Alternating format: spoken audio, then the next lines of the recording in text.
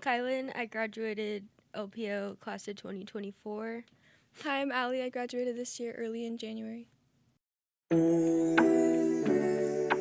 the reason I came to LPO was I kept skipping class at Sandpoint High School because I didn't click well with the teachers and a lot of the other students. Threatened to switch me to LPO, and so then I went there, and I really liked it. The teachers were a lot nicer. I got along well with all the students there. My educational experience was a little different. I was in and out of elementary school. I didn't really get a lot of it. I didn't get a lot of schooling in my younger years. Basically from 4th grade to my freshman year, I was completely out of school. And then the summer before my freshman year of high school, I got into some trouble, got into some legal trouble.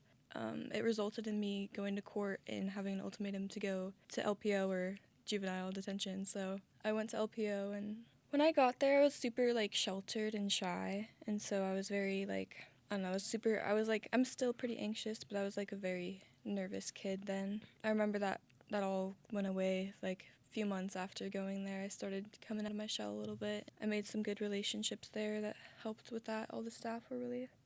When I first got there, I didn't know anyone right away. I knew a couple people. I made friends in advisory in all my classes. Came out of my shell after a little bit there, and all the teachers were really nice. No, I definitely wouldn't have gotten my diploma without going to LPO. I almost dropped out when I was at Sandpoint High School. I'd probably be a high school dropout if it wasn't for LPO.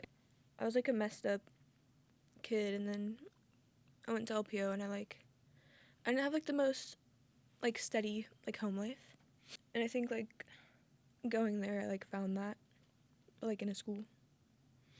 Yeah, once I took Brenda's class, she became one of my favorite teachers, and I really enjoyed being in class with her, and she was always someone I could talk to. Yeah, one of the biggest resources LPO provided me with was access to a therapist once a week. I'd talk to a therapist, and I still talk to her even now after graduating every week. So that was pretty big for me. Yeah, so I went from, we had 2 English teachers and everything when I first started. We had so many, we had gym and all that, and fun classes, and then they the teachers got cut. And but yeah, I saw the change from my freshman year to till this year. And well, nobody wants to go to school just for science, math, and English all day. No, I think the biggest reason we're at LPO is to get away from the other schools. Obviously those didn't work for us, so I think the idea of putting us back in the places that we're trying to escape from is just it's not gonna work. Nobody's gonna want to do that. Yeah, I don't think that LPO should be in the portables behind Sandpoint High School, because obviously when everyone that goes to LPO went there, they didn't feel welcome, and they're just trying to bring us right back there. And I just keep thinking back to the thing you posted on Facebook with the a nice house to a trailer. I think that it's a perfect representation of what they're trying to do to our home.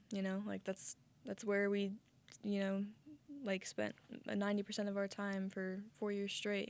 And I think taking that away and expecting us to just move wherever, it's one thing not having the funding for all the teachers. It definitely changed the culture of our school, and it was hard too. It was a hard thing to adjust to, but I think that also taking away the structure and the foundation, the literal building, I think that just do irreversible damage, and our numbers would just drop even more. And